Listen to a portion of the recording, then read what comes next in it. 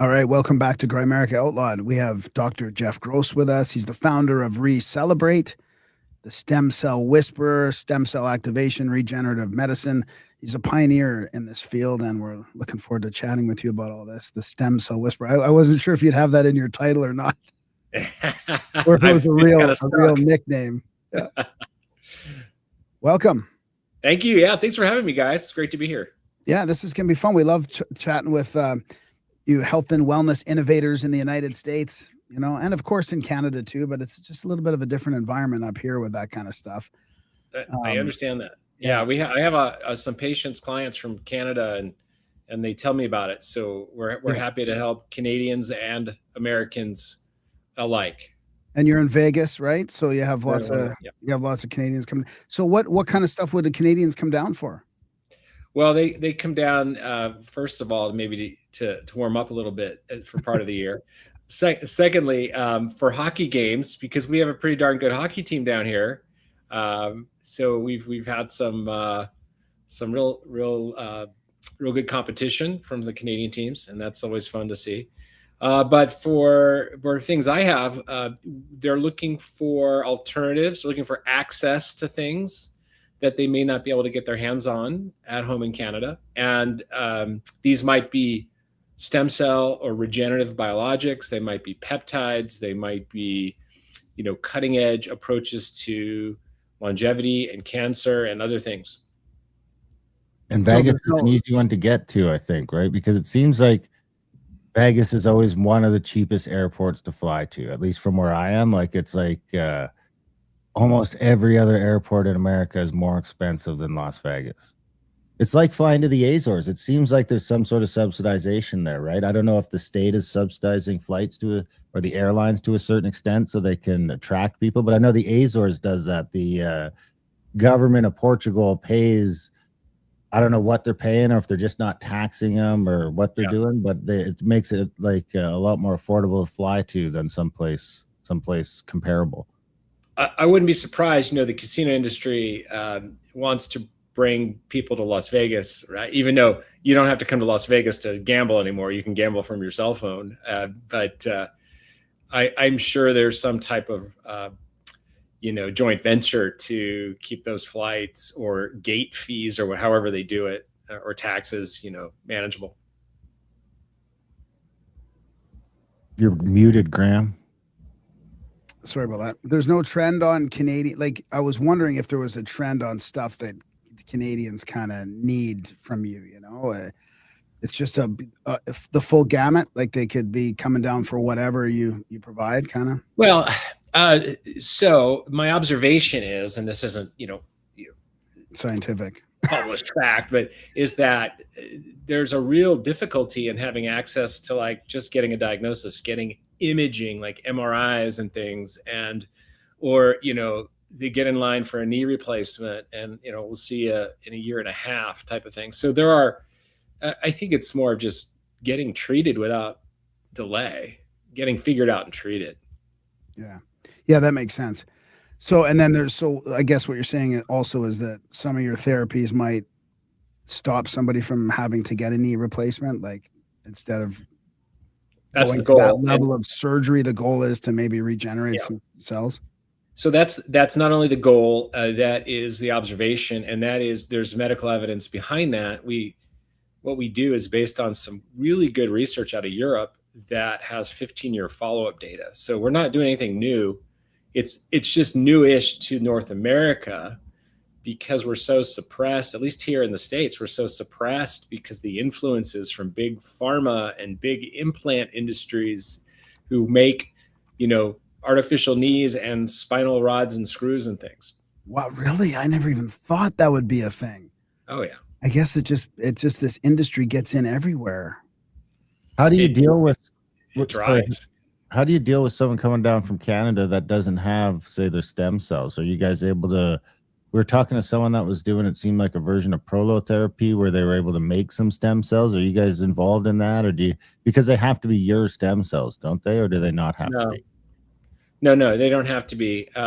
There's quite a bit of using your own stem cells, but guys, I'm 60. I don't want my I don't want to put the old oil back in the car when I change the oil. I want some of that young, fresh stuff. So we get donated biologics from mothers who have C-section births, and congratulations, here's your baby. But hey, we're going to throw away this umbilical cord, the placenta, and the amniotic fluid. You're not using it anymore. Can we have it? That's kind of how it goes now. Interesting. I wonder if there's some sort of, like, if this got popular, I wonder if there'd be some sort of a licensing model there where you could give them your stem cells and you get a little bit from all the people that get some stem cells. Because like, how far does one umbilical cord go? Like from one birth, was that one person? Is that one treatment? No, I mean, it depends on how you use those things. And we could really get granular about the different types of biologics and how much you get out of them and what you can do with them. But the donation of tissue in the United States is a non-paid event. It has to be a true donation. So they can license it, but they're not going to get anything for it. So it wouldn't work. The American Tissue Banks, or whatever the organization is, and I'm sure Canadian organ donation is similar. Well, we got an extra add-on here with our organ donation because the state will actually kill you and harvest your organs and people. So be careful.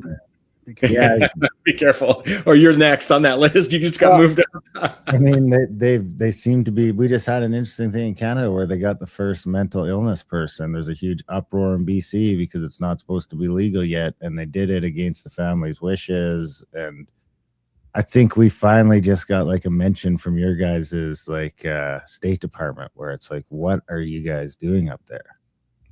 Which happened? Is interesting, right? Because you've got a bunch of other countries that have had this assisted suicide, right? It's not new. It's been around for a while. But all of a sudden when Canada starts doing it, just like quickly turns into our 5th and 4th leading cause of death in the country. And, they just expand it to all these different things. And you get reports of people going in and they're getting told we can't treat you, but here's what we can do. And we're not talking about stuff that is untreatable. We're talking about stuff that people there was a girl in Saskatchewan that was able to go to the States. Glenn Beck flew her down. Yeah. Because the treatment exists. Canada just won't do it. They'll kill her, but they won't fly her down for this treatment. It's a lot cheaper to end the customer relationship. Yeah, it seems like it. This is a problem with the government being the one paying the bill. And now we've got the new one where there was a lady that was sick here. We won't say why she was sick because we'll get kicked off of YouTube. But she was offered MAID, and now Japan's like, well, wait a second. If you come here, we can treat this. So now she's trying to do a GoFundMe to send her to, because the government will pay to MAID her, but they won't pay for a flight to Japan. Yeah. Well, the problem is they pay for one, then they got to pay for everybody, and then you quickly have an economic crisis. And we have that here in the States, right? That even though there's a private health insurance industry, it really is a privatized corner of a government regulated driven system. It's very scripted and problematic. And the only way we can offer these alternative treatments is to be outside that system.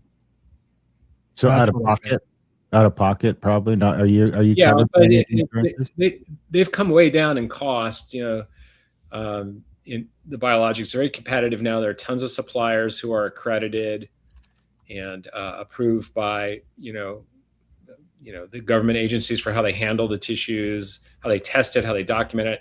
Their clean rooms, all that. So it's done right. What we can't do here is make marketing claims. Because those are regulated, and that's what approval means when you have FDA approval, or whatever the Canadian version is. It's a marketing claim. So we can't make any marketing claims. So we can't advertise on Google or Facebook. So what you see advertisements are companies out of Mexico and Central America and other places, because they can advertise whatever they want to say. That's so weird. I was going to ask you if because I've heard about people having to go to Mexico. I mean, I think even Rogan mentioned. I don't know if that's the same process or procedure, but are you doing a similar thing now that in Vegas, but some people still go to Mexico? Or Rogan, he has a show. It's almost as good as your show, right? That guy. Yeah, that guy. Yeah. So he does send people down to Tijuana. I don't know why he does that. I think he has a relationship with them, but you absolutely do not have to leave the States. You probably have to leave Canada, but you don't have to leave the States. You can come to the States. We can do this. We just can't make any marketing claims. So a lot of people don't understand that. It's a big myth. When they hear, oh, it's not FDA approved, that means it's illegal. No, FDA approval means you can't make any marketing claims. So we don't make any claims. We're super clear. The phrase FDA approved is quite vague. And by the way, they haven't unapproved or disapproved stem cells or biologics or peptides or other things we do. They simply have not fully evaluated it. And of course, Big Pharma doesn't want that to happen. And of course, there's a lot of influence at the government and Big Pharma and other levels to keep that the way it is. Does that, how does that work with, say like someone comes in, they want to talk to you. If you can you explain the benefits of how much can you, like on the podcast, how much can you get away with on the podcast? There's like a divide between what's an advertisement. Is that like an actual advertisement, like a commercial? Yeah, let's talk about that. I got nothing to hide here. It's transparent, right? We tell people that regenerative biologics, stem cell signaling factors, growth factors, PRP, all these things, they can help your cells heal. And we have the ability to heal ourselves.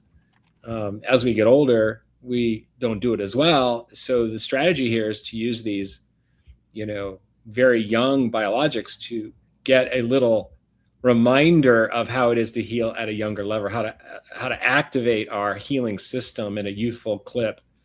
So we can talk about that help. We can talk about the cellular benefits. We can show examples, anecdotes. Here's a patient we treated this. Here's the result they got. We can't guarantee anyone else gets that result. It's like an investment, right?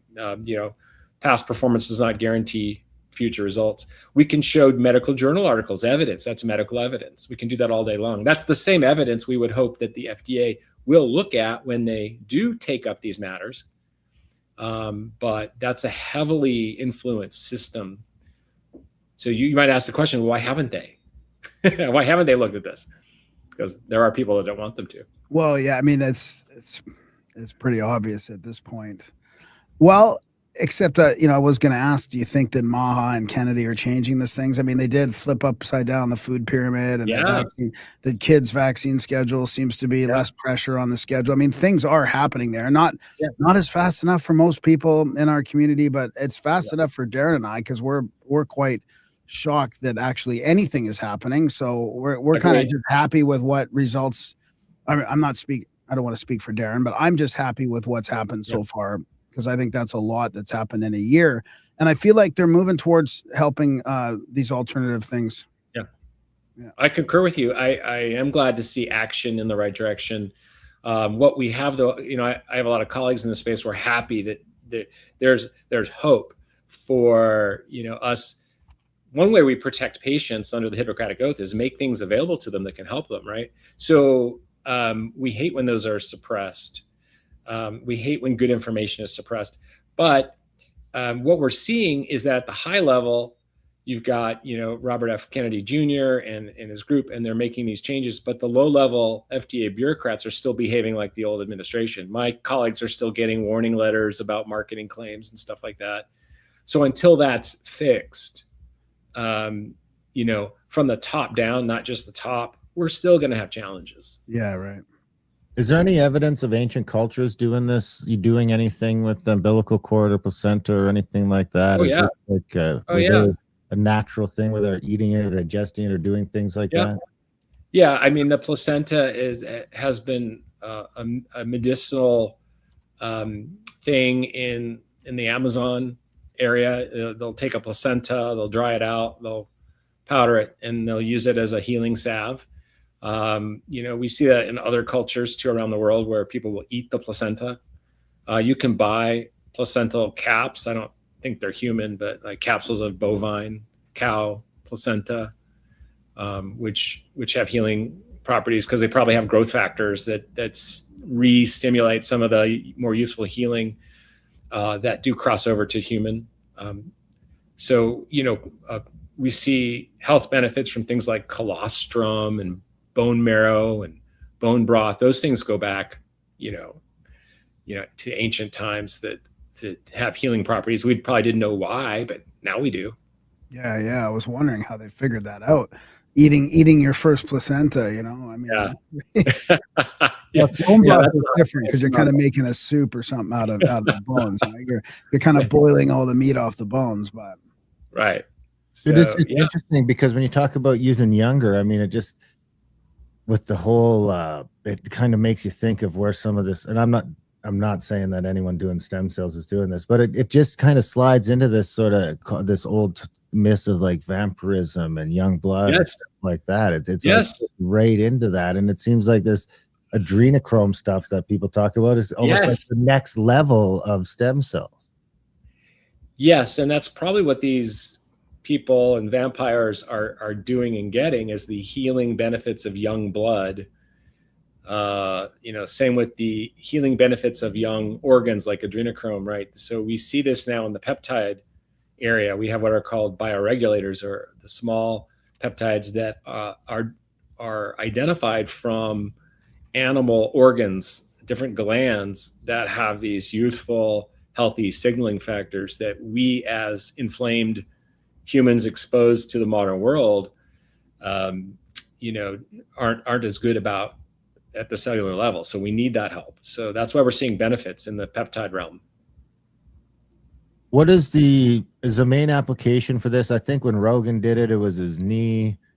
We've got a friend, Jen, that comes on a lot of our trips that just got, I think she said she got it in her hip, if I remember correctly. And she was raving about it and saying it was making a big difference. I know our friend Randall Carlson is really thinking about looking into it for a few different reasons. So what are the main sort of applications? All the applications I've heard about have been sort of mechanical. Does it go beyond mechanical? That's fair. I think that joints and spine are the low-hanging fruit because they're an early inflammatory issue that we deal with because of overuse or injuries or what have you. So we see early and effective benefits, and we tend to, generally speaking, with applying these types of biologics, stem cells, stem cell signaling factors, stem cell vesicles called exosomes, peptides. All these things have shown pretty good benefit in use in joints and spine. The second application would be for anything else that's systemic inflammation. And we say inflammation like we all know what it means, but it really is a cellular degradation, a cellular rusting, if you will, a biological rusting of our body, oxidative stress. And this type of thing ages us and begets inflammatory diseases, most diseases have some inflammatory component. So we use these intravenous to help all of our cells get a little reset, a little factory reset into a more anti-inflammatory mode where cells can work more optimally. If you think about cells, they have two major modes, guys. They have defense time, they're fighting inflammation from the world, whether it's something in our diet, some toxins, some pesticides, some electromagnetic waves, whatever we're exposed to and shouldn't be having. And then they have that youthful, optimal, uninflamed, mode. So we want to induce the cells back into the uninflamed mode for as long as we can and as good as we can, and that's what these biologics do. These youthful biologics help turn off the defense factory, stop making ammunition, and make peacetime appliances or something, That's kind of what I was going to ask you. Is that something like, let's say I came down to get some sort of treatment there because I don't have it. Let's say I don't have any major injuries or any major as Darren says, mechanical problems. Like, is that what I would do? Is just get some kind of like intravenous system inflammation? Probably. We would look at you top to bottom. We would would set the foundation. We would look at your diet and your sleep and your exercise regimen and your body composition. We would try to tweak everything, because if we're going to do something, I want you to get the most out of it. So we would do a whole battery of discussions. We would do some lab tests, look at inflammatory markers, look at your lifestyle, and we could do a lot without stem cells. We can stimulate our own stem cell activity by good exercise, hot sauna exposure, cold plunges, which you guys are probably used to way up there. What would it cost for Graham to come do something like that? And how does that compare to, say, if he was using it more as a preventative, maybe, or sort of compared to if you come down with a blown out knee or torn ACL or something? Yeah, so the typical cost, and we do a lot of the stem cell signaling, the exosomes. We don't do as many cells these days. Cells actually aren't doing the work; they're delivering the message. So we can skip ahead to the message. It travels better through the body, and it's more affordable. So an IV might run you a few thousand American dollars, depending on the dose. If we were to do a few doses in the knee in different spots, we do that at a local surgery center under sterile conditions, little sedation. That costs a little more. You might be looking at $8,500 to up to maybe 10 or 12,000, depending on how many doses in the knee. Anywhere from like 2 to 5 doses are common. So do you guys have a lot of the lab stuff in house? Do you test when you said you do like a markup on me, like blood work and all that? No, we would actually start remotely. So we would spend some time on a video. Most of my patients aren't here in Las Vegas. They come from wherever, but we'll have 4 or 5 visits by video. And we will get all the records. If they need lab tests, we have ways of helping them get lab tests. Even Canadians, there are these third parties that we can get sort of negotiated low rates on lab tests. If you need an MRI, I have some patients in Vancouver area, and they struggle to get an MRI, but we can get them one in Seattle for a small fraction of the cost. So it's cheaper for them to take a day trip to Seattle. We've actually had patients fly down to Vegas. It was cheaper for them to get on WestJet. This is not an advertisement for WestJet. They got issues, but to get on WestJet, fly down here, get an MRI, and maybe visit with me, go over the MRI, and then go home. And they saved a year. What's that? And they saved a year. They saved at least a year, perhaps, and might as well come down, make a weekend of it, enjoy a show down here in Las Vegas, see a hockey game or whatever, and plan it right. So we can get MRIs for less than $300 American. Wow. So, yeah, and that's the thing, is it's the capacity that kills us up here. Like when you have to wait 12 months or 10 months for something, by then your injury's either way worse or it's healed. I mean, I remember once waiting months to go for an elbow. Was it an elbow injury? It was an arm injury or some sort. And by the time I got there, it was like, well, I don't even really need this now because I've already dealt with it. They're counting on that, right? They're counting on attrition of the need. Some just give up and go to America, pay for it. Some get better, and only those truly still bothered will show up when it's time. I think we can skip the line in Alberta. Just on MRIs is one of the things that we can get privately. Oh, good. Okay. Yeah. I think it's like $500 Canadian, so probably about the same price. That's pretty good. Yeah, about pretty good actually. Yeah. Now, I should tell you guys this, and maybe your listeners will benefit from it. Not all MRIs are the same. So MRIs like buying a new LED screen TV panel for your house. Because if you went to get one now, you'd want the 4K Ultra HD high resolution, screen.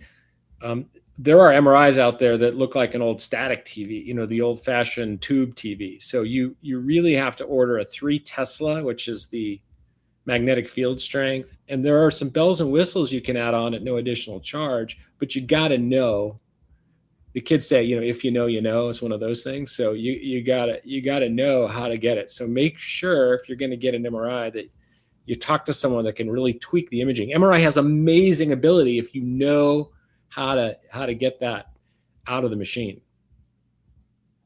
That's fascinating. Interesting. So those are probably getting better every year then. So probably a lot of the ones in Canada and these old hospitals are probably those fuzzy ones you were talking about, I'm assuming. Well, we have very good doctors who will just write MRI, or their dummy down, electronic health record system just has a checkbox that says MRI. So they could go to a high quality machine and still get a very limited evaluation. So you have to really have someone that knows how to order these things. And I get pushback all the time from MRI centers when I try to order something, and they'll say, well, that's not standard. Not sure, the tech doesn't know what to do. And you finally get the radiologist on the phone and it says, oh, absolutely, of course we can do that. And it's just, so we have hassles here too, but the cost of an MRI is the same in America if you go to a high resolution center or a low resolution center. They haven't figured out how to segregate that. Is that mostly, I guess most MRIs would be just covered by your standard health insurance down there, or is that something people have to pay out of pocket for? It's a funny thing you say that, because we really are trying not to deal with those systems. Typically they'll cover it, but it requires a lot of hassle, right? We call this rationing by hassle. I read that in Wired magazine like 15 years ago. And what they do is, well, you didn't say the right diagnostic code, or you didn't say the key words that have to go with the AI, the computer system won't approve it unless you use those words. Oh, you need to talk to our nurse consultant. They bog down your office. You have to hire additional people just to fight that. So I tell patients when they come in, I have a lean office. We just want to take care of patients. If you have insurance that you purchased, that you selected, or your employer did, you go deal with them. So you need this. Do you agree? Yes. Okay. You go fight it. What did you call that? Rationing by hassle. Rationing by hassle. Yeah. Is what happens. Yeah. And I'm sure you have some of it too. Oh, I feel like all the big tech companies are doing it now too. It's like such a hassle to get a hold of anybody. You just give up. 100%. We deal with that too. In fact, I just had a kerfluffle with ChatGPT. I was working on a very big peptide project, big guide I'm writing, and I was using it to do graphics and things. And I had trained this chat over, hours and hours and hours. I put a lot of effort into it, and the chat crashed. So I'm trying to deal with their support system, and you got to go through another AI bot to deal with that. And I'm on the 3rd level bot. Please have a human look at this. They've got to be able to find this information. I've highly invested in this, and we're struggling. So I would say everyone, have some kind of keystroke logger so you can recover everything you've used to program that chat, because you can always copy and paste it into a new chat if you've lost it. Oh, that's interesting. Yeah, that's a good advice. Build some redundancy in there. Yeah. So that's not medical advice, but man, I'm really peeved by that. So I wanted to share that. How did you get here? How did you end up in stem cells? So I'm a neurosurgeon, spine surgeon recovering. And I was finding myself progressively frustrated with the lack of advancement. While patients were coming in and asking me, hey, doc, I don't want surgery. What about stem cells? And I have some undergraduate background in molecular biology, which is the field sort of underscoring stem cells. And I finally, after going to these annual meetings for neurosurgeons where these bow tie wearing knuckleheads keep reporting the same things for 30, 40 years without changing, because honestly, the surgeries have not changed since the 1940s. Yes, there's a new incision style, smaller incision microscope, a new widget, but it's the same surgery. So I got frustrated, and I felt like I didn't fit in as much because I'm a little more open-minded and want to move forward and advance. So I started going to stem cell conferences, and a lot had happened since my undergraduate years. And Most of this comes out of Europe and Asia, where they've been able to do more. So there's great medical evidence. There are clinicals. There's long-term follow-up. There's safety and efficacy things to draw from. So I said, I'm going to start offering this as a new tool for my spine patients, but it's blossomed into so much more. So I treat joints. I treat, inflammatory issues, autoimmune problems, long COVID, brain injury, recovery from heart attack and stroke, Parkinson's, MS. We have some specific types of regenerative biologics we're offering to cancer patients. And a lot of this opens up a whole approach to biohacking, longevity medicine, and it's all I do now. And that's why I say I'm recovering as a neurosurgeon. So I put down the Kool-Aid, and there's a lot going on, and a lot of people have an appetite for this. I think you guys do. That's why we're talking today. Oh yeah, for sure, man. I remember the peptide patches coming out in about 2019, maybe 2020. I tried those for a bit, and I was excited about biohacking for a while, and it's very exciting because, well, my partner's chronically ill. She has Ehlers-Danlos syndrome, so we're always trying to help, and there's nothing up here that we can really do. I mean, the only relief we get is through naturopathy and trying to kind of like just calm down her symptoms. But I guess so that kind of leads me to, I guess I have to ask the question because it's what I'm dealing with personally. But is there any hope for genetic disorders like that, like connective tissue disorders and stuff? Or it's a two-part answer. Part one is a lot of these have an inflammatory component. Yeah. So Ehlers-Danlos has that. So the regenerative biologics can help the inflammatory aspect. For genetic, there's some really good promise in gene therapy, which I'm following, but I'm not currently adopting as part of my practice. This is very big. I actually know colleagues who treat people for problems like that, genetically treat them. They actually don't do it in America because they are concerned with regulations. So I think they get on a boat and they go out in international waters and do it. Wow. Yeah. Man, that sounds wild. So when you say genetic therapy, is that like mRNA?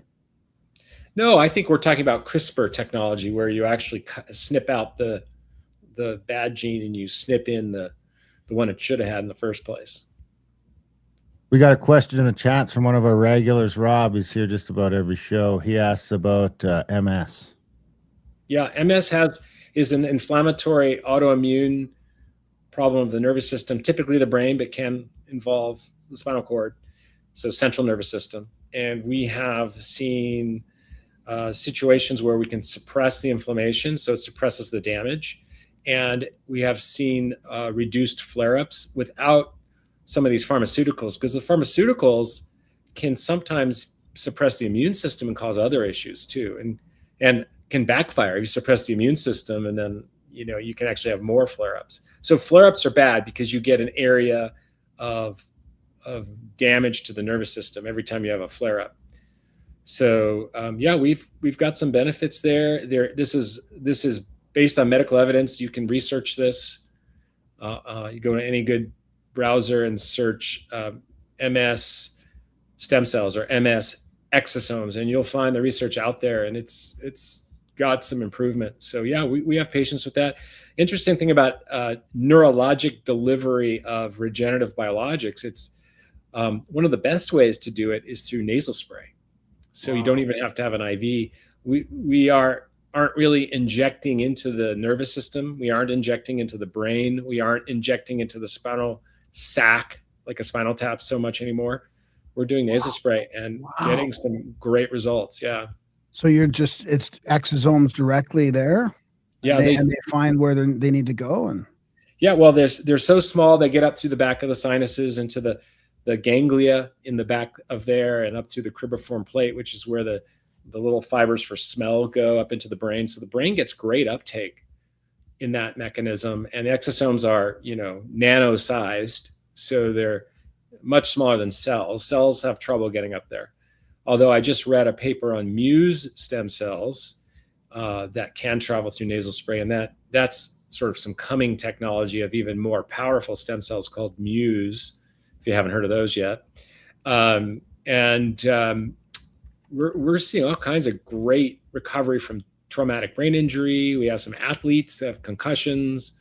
We have some Parkinson's patients who have improvements, and they're able to get off some of their pharmaceuticals because, again, the pharmaceuticals can cause long-term issues, side effects, what have you. And are you going to get some beneficial side effects from this? Like if you're treating something like Parkinson's or MS with this nasal spray, you're going to get some longevity results in there too, or? Hypothetically, yes. It's not been measured. We would take decades to have to measure something like that, but theoretically, yes, you would. But suppressing MS alone builds longevity for that patient. Yeah, for sure. Couldn't they have found a better name than Muse for stem cells? Is it Muse as in MUSE like? Yeah, it actually stands for multilineage undifferentiated stress enduring stem cells. So it meant something, but which shouldn't be confused with the company Muse Bio, which is the company that extracts stem cells from menstrual blood. Oh wow. Can you share some of the sort of the highlight stories of people that have come in and sort of the changes that are capable with this sort of thing? Because we got some people listening that are on the verge of giving up, and when they do hear stuff, they just always assume it's and I mean the other thing is you mentioned $8,500. That sounds expensive now, but I mean, we're wasting so much money in the West that you can see a future where this sort of thing just comes with your checkup, right? There's so much money just getting burned and thrown out the door and stolen. You could start a GoFundMe. You could go to Minneapolis and open a daycare. I mean, there are many ways to earn a little money and do this. But some stories. So I have a sweet elder woman. She's over 80 who has aches and pains throughout her body from osteoarthritis. She comes in to do an IV once every other year, and she has a significant benefit to her pain, her function. She's able to do her craft. She does hand painted river rocks and gives them out for paperweights, things like that. So she's a great story. We have numerous I have hundreds of patients who have come here trying to avoid a joint replacement and have successfully done so, just in accordance with the European literature on this. We have before and after MRIs in some of those patients where we've actually shown restoration of some of the cartilage thickness in the joint. So, if 95% of orthopedic surgeons in the US will tell you can't regrow your cartilage. And then I show them these befores and afters, and they just can't believe it. Of course, they're upset because we're going to put their joint replacement business, out of business. So we have patients with autoimmune issues, can't work, can't function, and we do IVs, and we show significant benefit lasting months at a time. We have people that have cognitive and energy boosts from the IVs that can last 3, 6, or more months at a time. I have patients with various types of cancer where we've injected natural killer cell exosomes to enhance their immune attack on cancers. We've seen the cancers shrink. Now, these have to be accessible to the injection, so usually more superficial tumors. And these are people who we've either already had chemotherapy and radiation or just won't have it. They understand that there's a downside to that too. So we've got all the peptides. We should mention the peptides too, because therapeutic peptides, small linked amino acids that are typically naturally occurring, found in the body, have amazing therapeutic benefits.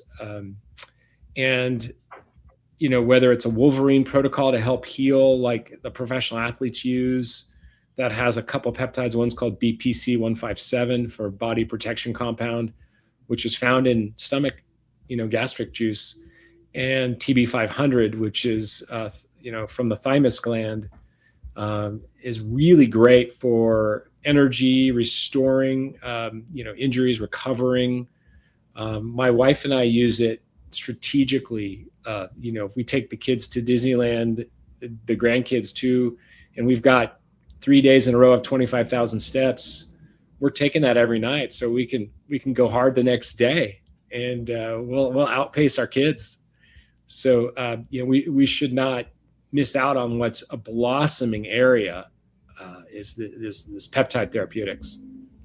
It's funny. I was going to ask you about, because I was thinking, I mean, what about first stuff? I mean, I'm not asking for scientific evidence on this, but just your thoughts or your gut feeling on, depression and anxiety and stuff. But then you mentioned cognitive and energy. I mean, it might have a beneficial effect for people, that are just having a hard time as well. Like I'm just thinking, like, eventually this kind of needs to be part of, like what Darren was saying, part of the checkup type thing, part of the, your regular thing. He's right. Yeah.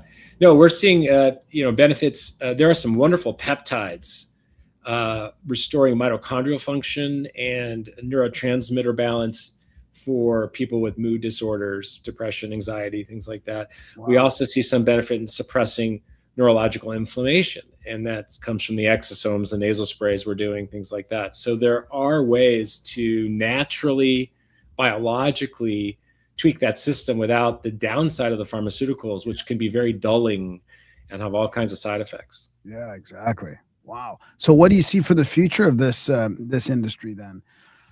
We see more. Sorry. No, go ahead.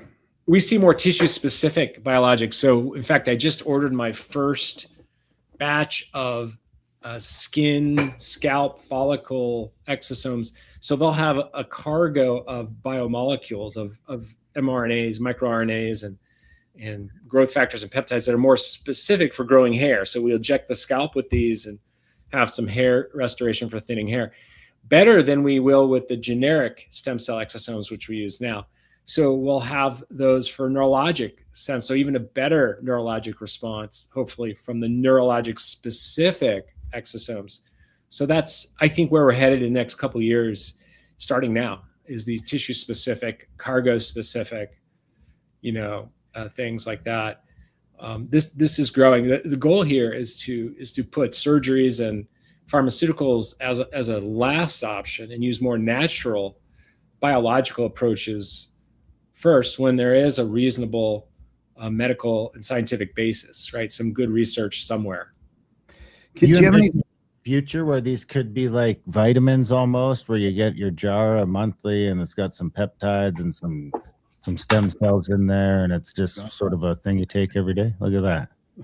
So this you couldn't have set me up any better. This is a plant-derived exosome. Plants make exosomes, and it's got phytonutrients. So we selected the organic fruits in Italy in the blue zone that are known for generations for their anti-aging, the long life, long healthy life.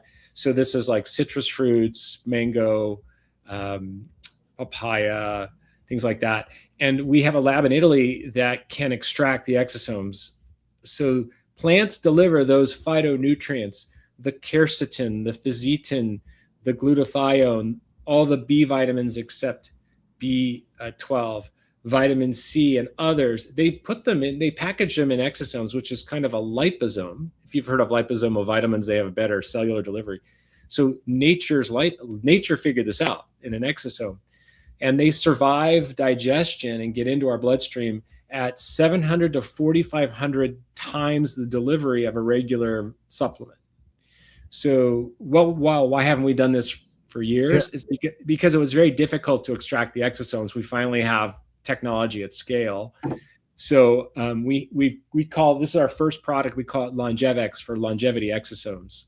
And the early research shows reduced reactive oxygen species, meaning less cellular stress, and increased sirtuin-1 gene activity. If you know, sirtuin-1 gene is an anti-aging gene in the mitochondria. It makes the cells live longer. It's a gene they study when they have those worms living 2 and 3 times as long as their lifespan. It's a sirtuin family. So sirtuin-1. So we know this product is a cellular longevity facing a molecule. So that has been one of our big projects in the last 12 months. But to Darren's point, I'm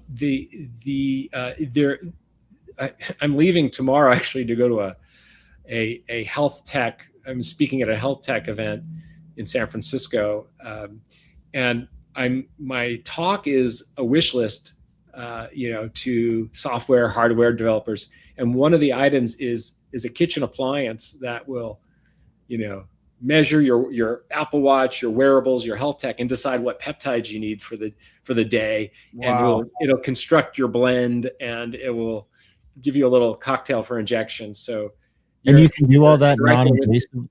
You can do all that non-invasively, just with the watch. If you want the peptides to do their thing, the best delivery is still a subcutaneous injection. You can get some liposomal oral delivery. They've got some dissolving patches you can do in the mouth. Many of the oral ones aren't great for biodelivery, except maybe BPC 157 when it's just for the gut. There are some topicals. The copper peptide called GHKCU is very good for hair and skin topically. It's also good from the inside out, so we like to inject it also. Injection just gets the job done much better. Rob was asking about